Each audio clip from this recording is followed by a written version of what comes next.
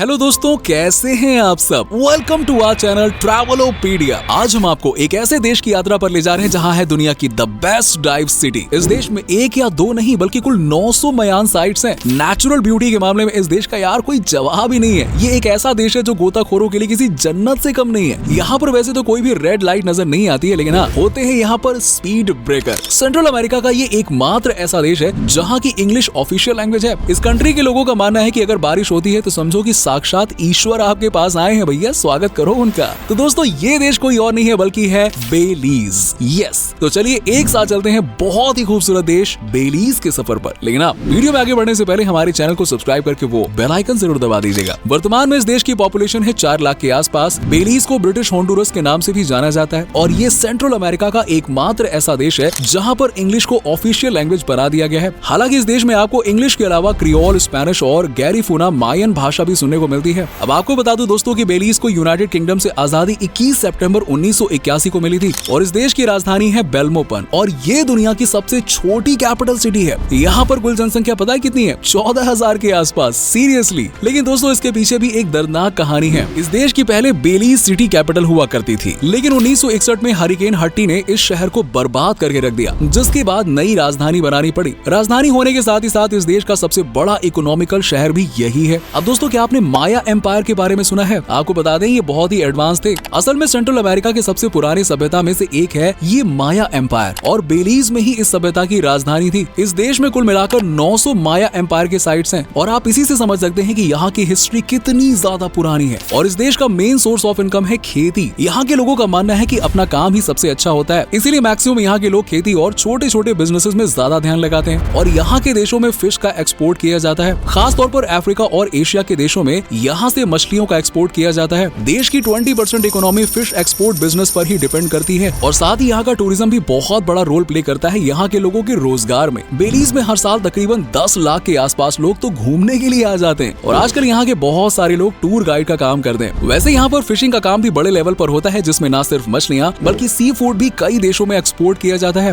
बेलीज देश में आज भी इंफ्रास्ट्रक्चर की कमी साफ तौर पर दिखाई देती है। आज भी कई ऐसे एरिया है जहाँ पर लाइट की समस्या है, जहाँ पर रोड की समस्या है। हालांकि यहाँ की सरकार इसको लेकर काम कर रही है, लेकिन ये नहीं पता कि कितना समय लग जाएगा इसे फिक्स करने में। हालांकि ऐसा भी नहीं है कि इन सब चीजों के चक्कर में आप इसे बहुत पिछड़ा हुआ देश कहने लग जाएं। जी नहीं दोस्तों, आपको बता दूं कि ये दुनिया का एकमात्र ऐसा देश है जहाँ पे आपको शायद एक भी लाल बत्ती देखने को ना मिले, या हो सकता है कि वाकई में नाम के लिए 1 या 2 देखने को मिल जाए, क्योंकि इस देश में रेड लाइट का कॉन्सेप्ट है ही नहीं यार। यहाँ सिर्फ और सिर्फ स्पीड ब्रेकर का ही कॉन्सेप्ट काम करता है। यहाँ पर एक तो गाड़ियां बहुत कम चलती हैं और इसीलिए यहाँ के लोगों का मानना है कि रेड लाइट की जरूरत पूरे देश में कहीं पे है ही नहीं यार। जहाँ भी परेशानी होती है वहाँ पर स्पीड ब्रेकर बना दिया जाता है। बेलीज में कानून को यहाँ के लोग बखूबी फॉलो करते हैं। यहाँ पर क्राइम रेट ना के बराबर है। कहने का मतलब ये है कि चूंकि यहाँ की इकोनॉमी टूरिज्म पर निर्भर करती है, इसीलिए वो किसी भी तरह का कोई भी इस पर आंच नहीं आने देना चाहते हैं। बेलीज शायद दुनिया का एकमात्र ऐसा देश होगा जहाँ के लोग बारिश आने के बाद ना प्रार्थना करने लग जाते हैं। कहा जाता है कि यहाँ के लोग बहुत ही धार्मिक होते हैं और बारिश को ईश्वर माना जाता है। तभी तो जब भी यहाँ पे बारिश होती है यहाँ के लोगों को लगता है कि वाह, मानो साक्षात ईश्वर उनके पास आ गए हैं। और यहाँ हर चीज में आपको धर्म नजर आएगा। इस देश की खूबसूरती के लिए बेलीज को एक खास नाम से जाना जाता है और ये नाम है jewel in the heart of the Caribbean basin. Yes, अब आप इसी बात से समझ सकते हैं कि यहाँ की खूबसूरती जो है वो कितनी टॉप क्लास की होती है। और इस देश में कहीं पे भी गंदगी नजर नहीं आती यार, एकदम नीट और क्लीन मिलता है। आपको चारों ओर साफ सफाई नजर आएगी यहाँ पे। वैसे भी जब यार देश में जनसंख्या ही कम है तो यार सारा काम तो आसान अपने आप हो जाता है। अब दोस्तों एक बात है जो बेलीज देश में सुधार लाने की जरूरत है और वो ये है कि बेलीज में लिटरेसी रेट अभी भी बहुत कम है, जो कि 82% के आसपास है। हालांकि आने वाले सालों में माना जा रहा है कि ये रेट ऊपर बढ़ने के चांसेस हैं। यहाँ पर सरकार ने सब बच्चों के लिए स्कूल जाना अनिवार्य कर दिया है और यहाँ पर जो भी कॉलेज में जाता है उसे कई तरह की सुविधाएं दी जाती हैं। बेलीज में लोगों की एक सोच सबसे अलग है। यहाँ आज भी माना जाता है कि समंदर के नीचे दानव रहते हैं। यहाँ के लोग इस बात से बहुत डरते हैं कि वो दिन दूर नहीं है जब बड़ा सा दानव पानी से निकलकर दुनिया की तबाही करेगा। कमाल की सोच है भाई, सीरियसली। खैर दोस्तों, बेलीज के लोगों के बीच में ना फुटबॉल खेल का बहुत क्रेज है यार। ये बात सच है कि अब तक इस देश ने इंटरनेशनल लेवल पर कोई खास काम तो नहीं किया है फुटबॉल को लेकर, लेकिन जब भी फीफा वर्ल्ड कप होता है ना तब ये देश 2 हिस्सों में बट जाता है। कुछ लोग अर्जेंटीना को सपोर्ट करते हैं तो कुछ लोग ब्राजील को, और यहाँ के लोग आपको बीचेस पर फुटबॉल खेलते हुए नजर आएंगे। बेलीज एक बहुत ही छोटा सा देश है, लेकिन यहाँ के लोगों का दिल बहुत बड़ा है यार। ऐसा हम इसलिए कह रहे हैं क्योंकि जब भी आप यहाँ घूमने आए और लोगों से इस देश के बारे में पूछेंगे ना तो सबका यही कहना है कि वाकई में यहाँ के लोग बहुत हेल्पफुल होते हैं। यहाँ पर आपको किसी भी तरह से कोई दिक्कत नहीं होगी और कहा जाता है कि इस देश के लोगों के मन में ये बात समा गई है कि अगर टूरिस्ट को किसी बात की परेशानी हो गई और अगर उन्होंने देश को विजिट करना छोड़ दिया तो समझिए उनकी क्या हालत हो जाएगी। इसलिए यहाँ के लोग ना टूरिस्ट की सेवा करने के लिए आगे खुद चल के आते हैं। और दोस्तों, बेलीज के लोगों का ना दिमाग बहुत ही तेज माना जाता है। आप इनको किसी भी चीज के बारे में एक बार बता दीजिए, यकीन मानिए आपको इन्हें उसी चीज के बारे में कभी दोबारा बताने की जरूरत नहीं पड़ेगी।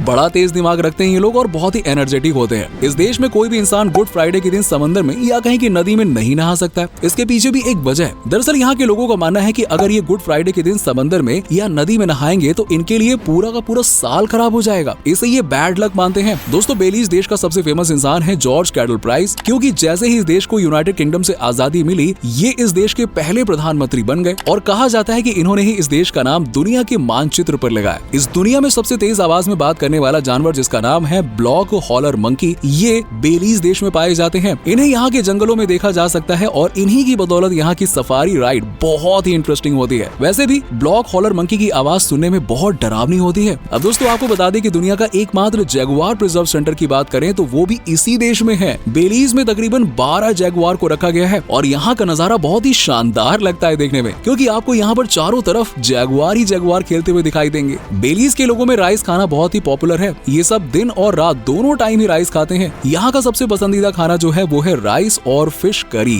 यस, बेलीज के लोगों के बीच में ना रैट मीट को खाना बहुत ही ज्यादा फेमस है। यहाँ पर क्वीन एलिजाबेथ जब विजिट करने के लिए आई थी तब लोगों ने उन्हें भी यहाँ की सबसे फेमस डिश रैट मीट ही खिलाया था, जिससे कि क्वीन एलिजाबेथ ने बहुत पसंद किया था। वैसे अगर आप यहाँ पे जाएंगे ना तो आपको भी अलग अलग तरह का मीट खाने को मिल जाएगा। अभी आपके ऊपर है कि आप कौन सा मीट खाना चाहते हैं। वैसे यहाँ का नॉनवेज आसपास के देशों में बहुत फेमस है, लेकिन आपको बेलीज में एक भी ना मैकडोनल्ड्स, बर्गर किंग्स, स्टारबक्स और KFC कुछ भी नहीं मिलेगा। इस देश में एक भी इन सारे फूड चैन का कोई भी रिटेल शॉप है ही नहीं। अब देखिए, ऐसी बात नहीं कि यहाँ के लोग खाना पसंद नहीं करते, लेकिन बात यह है ना कि यहाँ की जनसंख्या बहुत कम है और ऐसे में किसी रिटेलर को इंटरेस्ट ही नहीं है कि यहाँ पे आके अपना काम शुरू करे। सीधी बात है, अगर आपको ऐसा खाना पसंद है फास्ट फूड टाइप का और आप बेलीज जाने वाले हैं तो आपको कुछ दिनों के लिए अपने मुंह पर लगाम लगा के रखना पड़ेगा। सीधी बात है। दोस्तों, बेलीज के लोग जितना खाते हैं ना उतना ही एक्सरसाइज भी करते हैं। फिट रहना बेलीज के लोगों के लिए बहुत बड़ी बात है। यहाँ पर हर इंसान आपको फिट नजर आएगा और यहाँ पर स्वास्थ्य लोगों की संख्या 80% से ज्यादा है। दोस्तों, चलिए अब बात करते हैं बेलीज के उन जगहों के बारे में जहाँ पे आप घूमने के लिए जा सकते हैं। ट्रिप की शुरुआत आप माया एम्पायर से ही करें। माया साम्राज्य ने 6वीं शताब्दी ईस्वी के आसपास अपनी शक्ति और प्रभाव से पूरी दुनिया को हैरत अंगेज कर दिया था। ये दुनिया के सबसे शक्तिशाली साम्राज्यों में से एक है। आप वहाँ जाकर माया एम्पायर को करीब से देख सकते हैं। इसके अलावा एम्बरब्रीज केई और होल चैन मरीन रिजर्व आप यहाँ पे सैर कर सकते हैं। ये बहुत ही खूबसूरत आइलैंड है और यहाँ पर सबसे ज्यादा टूरिस्ट नजर आते हैं। अगर आप हैं डाइविंग और स्नॉर्कलिंग के फैन तो ये जगह आपके लिए ही बिल्कुल परफेक्ट है। लाइट हाउस रीफ अटोल और ब्लू होल बेलीज का यूनेस्को वर्ल्ड हेरिटेज साइट है। यहाँ का नजारा सबसे अलग होता है क्योंकि समंदर के चारों तरफ सफेद रेत है जिसे देखने के लिए बड़ी संख्या में लोग आते हैं।